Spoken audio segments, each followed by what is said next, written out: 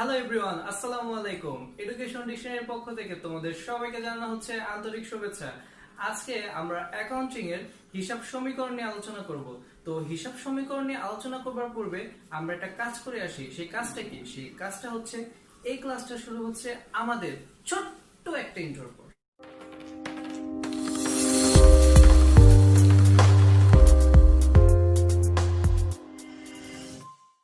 শিক্ষার্থী বন্ধুরা, হিসাব সমীকরণ নিয়ে ডিসকাস করার পূর্বে আমরা হিসাব সমীকরণের যে ছোট একটা সমীকরণ আছে সেই সমীকরণটা নিয়ে আমরা আলোচনা করব। হ্যাঁ, এই সমীকরণটা তোমাদের যে পাঠ্য বই আছে সেই পাঠ্য বইয়ের দেখবে যে যে চ্যাপ্টারটা শুরু হচ্ছে সেই চ্যাপ্টারের পূর্বেই এই সমীকরণটা দেওয়া হয়ে থাকে। তারপরও আমি তোমাদের সুবিধার জন্য এই সমীকরণটা এখানে একবার লিখে নিচ্ছি।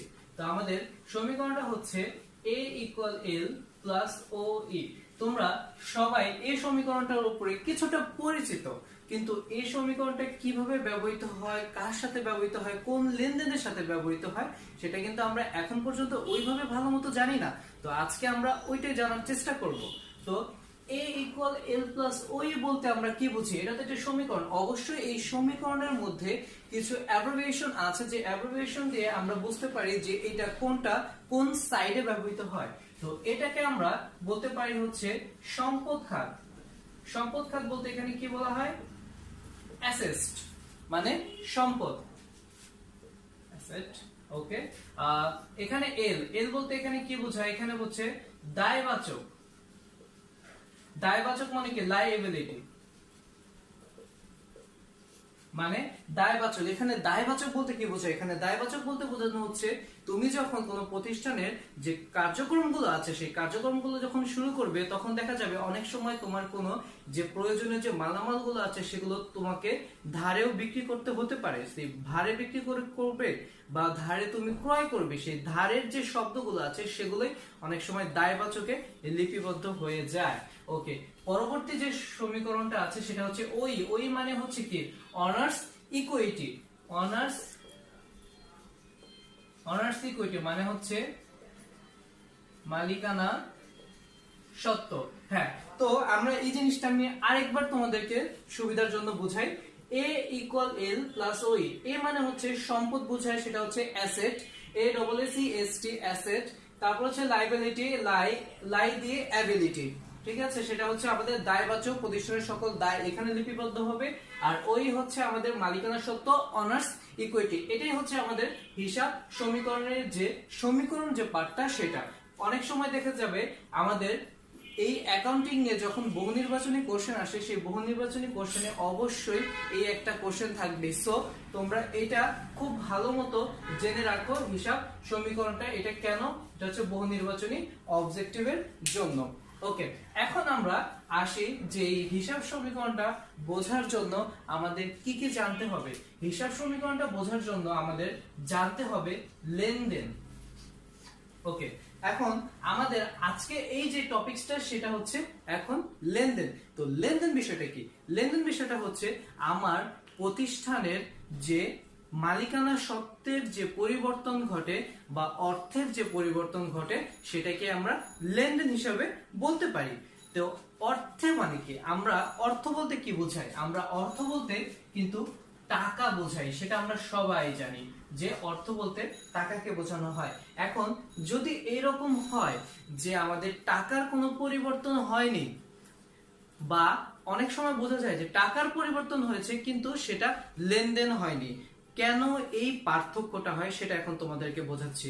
তো আমরা একটা কাজ করে আমরা একটি গল্পে চলে যাই। তো গল্পটা হচ্ছে, ধরো মিস্টার এক্স, এখানে আমি ব্যক্তিটার নাম লিখি মিস্টার এক্স আর হচ্ছে মিস্টার ওয়াই, আর এখানে লিখি মিস্টার এক্স আর হচ্ছে তার পরিবার। তো আমরা ফার্স্টে মিস্টার এক্স এবং মিস্টার ওয়াই এর যে ব্যবসায়িক লেনদেন সেটা বুঝে। তো ব্যবসায়িক লেনদেনে কি হচ্ছে? মিস্টার এক্স কি করছে? মিস্টার ওয়াই এর কাছে কিছু পণ্য বিক্রি করেছে, তার প্রতিষ্ঠানের উৎপাদিত পণ্য। সেই উৎপাদিত পণ্যের জন্য মিস্টার ওয়াই কি করেছে? মিস্টার এক্স কে কিছু টাকা পেমেন্ট করেছে। তো ধরো সাপোজ আমরা এখানে বলতে পারি এখানে 10,000 টাকা সে পেমেন্ট করেছে। তো 10,000 টাকা যখন পেমেন্ট করে তখন কি এই 10,000 টাকা কি মিস্টার ওয়াই এর কাছ থেকে চলে যাচ্ছে এবং আলটিমেটলি মিস্টার এক্স এর কাছে এসে পড়ছে। এখানে কি এক পক্ষের টাকা কমছে, এক পক্ষের টাকা বাড়ছে। এখানে কি তাহলে মিস্টার এক্স এর প্রতিষ্ঠানের মালিকানা সত্ত্বের কি একটা পরিবর্তন ঘটছে না? টাকা বাড়ছে, টাকা আরেকজনের কমছে, এই যে পার্থক্যটা সৃষ্টি হয়েছে, টাকার অঙ্কে পরিমাপযোগ্য হয়েছে, সেটা হচ্ছে আমাদের লেনদেন। কারণ হচ্ছে এখানে ব্যবসায়িক কথা আছে, এখানে ব্যবসায়িক কথা আছে। তো পরবর্তী যে আমাদের স্টোরিটা আছে, সেই পরবর্তী স্টোরিতে আমরা যাই। পরবর্তী স্টোরিতে এখানে মিস্টার এক্স ও তার পরিবারের কথা বলা হয়েছে। তো মিস্টার এক্স আর যদি তার পরিবারের কথা বলা হয়, তো কি বলছি আমি, ধরো সাপোজ এখানে মিস্টার এক্স এর পরিবারের মধ্যে আমি এখানে ছেলের কথা বলি। তো কি করেছে, একদিন সকালে মিস্টার এক্স এর ছেলে মিস্টার এক্স কে এসে বলছে যে বাবা আমার স্কুলে বেতন দিতে হবে। তো মিস্টার এক্স কি করলো, তার পকেট থেকে ছেলেকে টাকা দিল বেতন দেওয়ার জন্য। সাপোজ এখানে আমি লিখছি কত টাকা, এখানে লিখছি ধরো 2000 টাকা।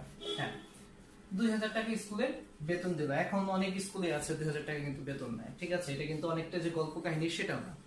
তো এই যে 2000 টাকা যে সে বেতন দিল, এখন তোমরা বলতে পারো এটাও লেনদেন, আমিও বলতে পারি এটা লেনদেন, কারণ এখানে মিস্টার এক্স এর তার পকেট থেকে টাকা দিয়েছে, টাকা কি পরিবর্তন হয়েছে। কিন্তু আমাদের অ্যাকাউন্টিং এর ভাষায় এটা আমরা কি বলবো, এটা আমরা লেনদেন নয়, এটা আমরা বলবো এটা হচ্ছে লেনদেন নয়। এখন এই জিনিসটা কি তোমাদের ভিতরে একটা কনফিউশন থাকতে পারে যে এটা কেন লেনদেন নয়, কেন লেনদেন নয় সেটা আমি তোমাদেরকে বোঝাচ্ছি, একটু ক্লিয়ারলি শোনো।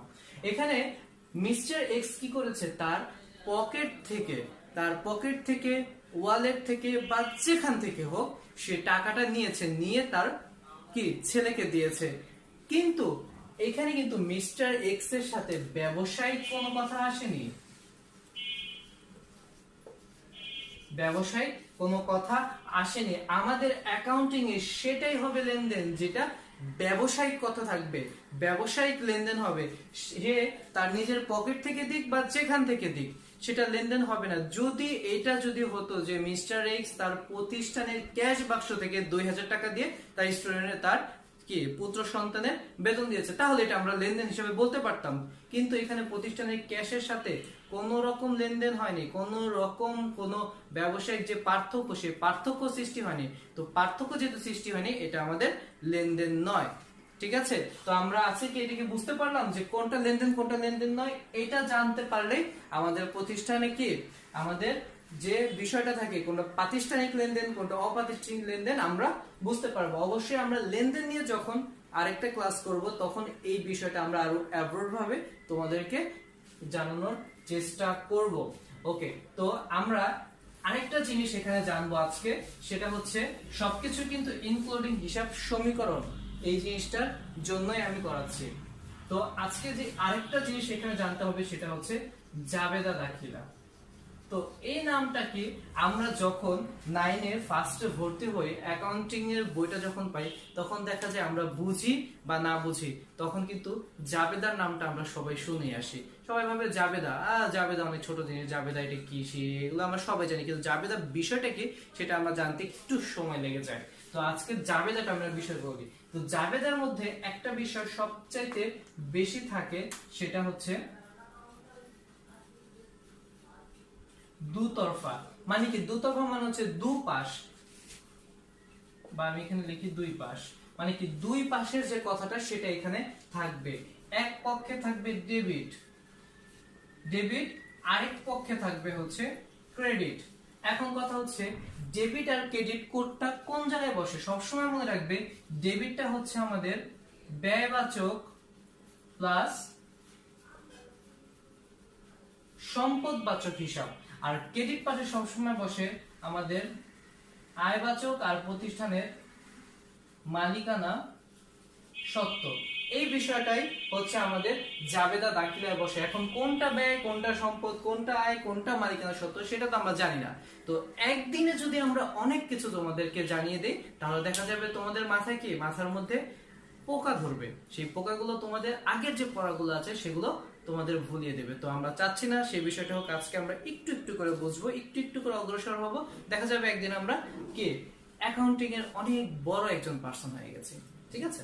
তো আমি আবার বলছি, জাবেদা দাখিলার মধ্যে এই তিনটা বিষয় বা সবচেয়ে বেশি ইম্পর্টেন্ট হচ্ছে এই প্রথম বিষয়টা থাকে, যেটা হচ্ছে দুই পাশ থাকবে, তারপরে ডেবিট থাকবে, ক্রেডিট থাকবে। ডেবিটে হচ্ছে ব্যয়বাচক হিসাব, সম্পদবাচক হিসাব, ক্রেডিটে হচ্ছে আয়বাচক হিসাব, আর মালিকানা সত্ত্ববাচক হিসাব। তো এই বিষয়টা হচ্ছে আমাদের জাবেদা দাখিলা থাকবে। তো আমরা এই হিসাব সমীকরণের জন্য আমরা কি কি পেলাম, সবচেয়ে প্রয়োজনীয় বিষয়গুলো কি পেলাম? একটা হচ্ছে লেনদেন, আরেকটা হচ্ছে জাবেদা। এই দুইটাই আমাদের সবচেয়ে বেশি হিসাব সমীকরণে দরকার হয়। তো এখন কথা হচ্ছে, যেহেতু আমরা জাবেদা দাখিলা নিয়ে কথা বলেছি, সেটা নিয়ে আমরা অল্প একটু আলোচনা করি। সেই জাবেদা দাখিলা নিয়ে একটু অল্প আলোচনা করবার পূর্বে আমরা একটা জিনিস করি, এখানে একটা বক্স করে নেই।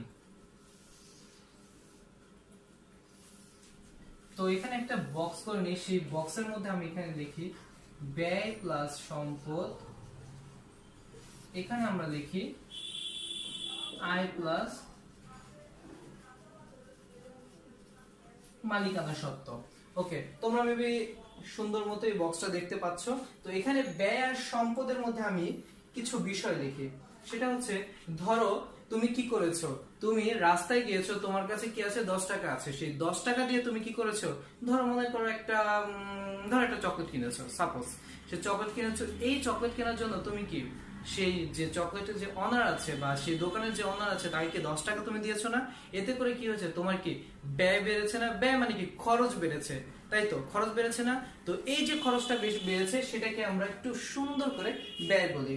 তো এটা হচ্ছে আমাদের ব্যয় হচ্ছে, ধরো মনে করো চকলেট ক্রয়, এটা হচ্ছে আমাদের ব্যয়। ঠিক আছে, এখন ধরো তুমি কি করেছো, ধরো ঈদের সময় আমাদের কি হয়, দেখা যায় যখন কোরবানির ঈদ হয়, ঠিক আছে, মানে তোমার যারা মুসলিম আছো তাদের জন্য বলছি, যখন কোরবানির ঈদ হয়, সেই কোরবানিও দেখি দেখা যায় তোমার ফ্রিজ ক্রয় করার জন্য একটা অনেক বড় একটা ধুম লেগে যায়।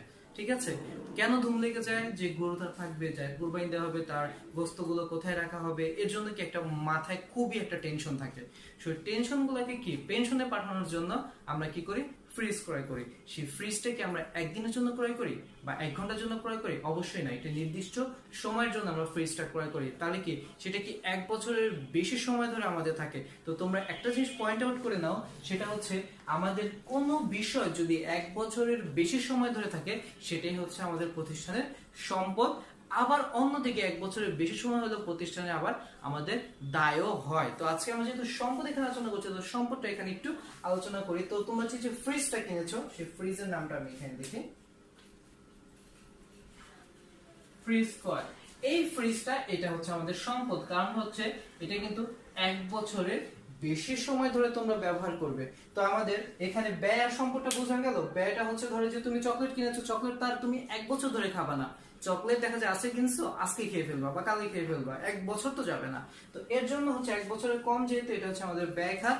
আর হচ্ছে যেটা হচ্ছে 1 বছরের বেশি, যেমন ফ্রিজ কয়, এটা হচ্ছে আমাদের সম্পদের খাত। তো এখানে আয় আর মালিকানা সত্ত্বটা আমি বোঝাই। আয় আর মালিকানা সত্ত্বটা এখানে বোঝানো গিয়েছে সেটা যে তুমি কি করেছো, ধরো ওই যে তুমি যে চকলেটটা কিনছো, এখানে যে চকলেটটা কিনছো, সেই চকলেটের জন্য কি সেই যে মালিক আছে, সেই মালিককে 10 টাকা দিছো না?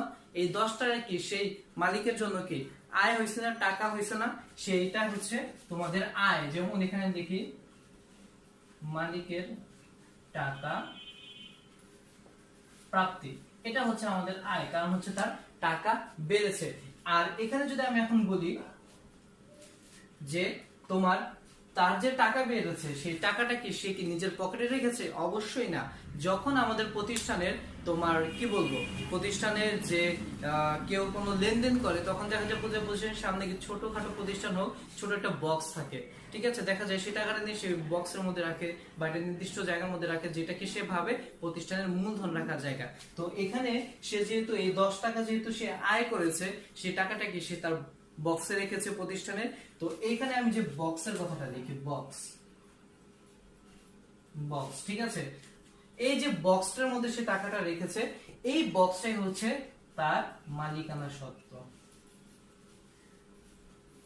বা মূলধন। ঠিক আছে, তো এইখানের মধ্যে আমাদের মালিকানা সত্ত্বের মধ্যে আবার কি থাকে, আরেকটা আলটিমেটার একটা থাকে, সেটা হচ্ছে সেই আইটেমটা আমি বলছি, সেই আইটেমটা হচ্ছে ধরো তুমি যে তার কাছ থেকে কিনেছো, কিনে তুমি তাকে বললা যে মামা আমার কাছে টাকা নেই। আমরা তো এখন সবাই মামার ডাক একটু বেশি ইউজ করি, তো আমি এখানে তাই ইউজ করেছি। তো এখানে বলছো যে মামা আমার কাছে টাকাটা নেই, তো আমি তোমাকে কালকে দিয়ে যাচ্ছি। তো সে তোমাকে পরিচিত দেখে তোমাকে ওইটা কি চকলেটটা দিয়ে দিয়েছে, কিন্তু তুমি তাকে টাকা দাওনি। এখন কি তুমি সে কি তোমার কাছে টাকা পায় না? টাকা পায়। এই পায় যে বিষয়টা, সেই পায় থেকে আমাদের একটা আইটেম আসে, সেটা হচ্ছে পাওনাদার। তো এই পাওনাদারটাই হচ্ছে তোমার এই যে এখান থেকে আসে। তো এই যে ব্যয় প্লাস সম্পদ, আয় প্লাস মালিকানা সত্ত্ব, এতটুকু তো একটু হলেও তোমাদের নলেজে এসে পড়েছে যে কোনটা ব্যয়, কোনটা সম্পদ, কোনটা আয়, কোনটা মালিকানা সত্ত্ব। এই যে এই বোর্ডের মধ্যে এই গিজিবিজি করে যে কত কিছু লেখা হয়েছে, এই সব কিছুই আমাদের হিসাব সমীকরণের জন্য দরকার হবে। তো আমরা হিসাব সমীকরণে এইখানে আবার বলছি কি কি পেয়েছি। এখানে আমরা লেনদেন পেয়েছি, জাবেদা পেয়েছি, সেই জাবেদার মধ্যে ডেবিট কি, এখানে সবকিছু ডেবিট খাতে বসতেছে, এখানে সবকিছু ক্রেডিট খাতে বসতেছে। ডেবিট পাচ্ছি, ক্রেডিট পাচ্ছি, ডেবিটের মধ্যে ব্যয় পাচ্ছি, সম্পদ পাচ্ছি, ক্রেডিটের মধ্যে আয় পাচ্ছি, মালিকানা সত্ত্ব পাচ্ছি। তো এতটুকু আজকে তোমরা জেনে রাখো যে হিসাব সমীকরণে কি কি দরকার হয়, কোনটা কি, এতটুকু যদি তোমরা খুব ভালো মতো জানতে পারো, আমাদের পরবর্তী যে নেক্সট ক্লাস থাকবে সেই নেক্সট ক্লাসে আমরা এই চ্যাপ্টারের উপরে অঙ্ক করব। ঠিক আছে, ছোট ছোট কিছু ম্যাথ আছে, সেই ম্যাথগুলো আমরা সলভ করলে দেখা যায় এই চ্যাপ্টার থেকে 10 নাম্বার ক্যারি করা বেশি একটা কঠিন বিষয় নয়। তো শিক্ষার্থী বন্ধুরা, আজকে আমরা এই পর্যন্তই রাখি। আজকে আমাদের ক্লাসটা আমরা আরো বেশি সামনের দিকে না যাই, বেশি সামনের দিকে গেলে তোমাদের মেমোরাইজ করতে কষ্ট হবে। তো আজকে এই পর্যন্তই। কিন্তু হ্যাঁ, এখানে একটা কথা আছে, আজকে বা তোমাদেরকে যে ক্লাসগুলো করানো হচ্ছে, সেই ক্লাসগুলো করানোর জন্য তোমাদের যে ভালো লাগছে, সেই জন্য তোমাদের কি করতে হবে, তোমাদের অবশ্যই আমাদের চ্যানেলটা সাবস্ক্রাইব করতে হবে। So please subscribe our channel, press the bell icon. ঠিক আছে? আরে ভাই, তোমরা যদি সাবস্ক্রাইব না করো তাহলে আমরা মোটিভেট হব কিভাবে? তোমাদের প্রতিটা সাবস্ক্রাইব হচ্ছে আমাদের জন্য একটা মোটিভেশন। তো always I say, stay home, stay safe, be perfect.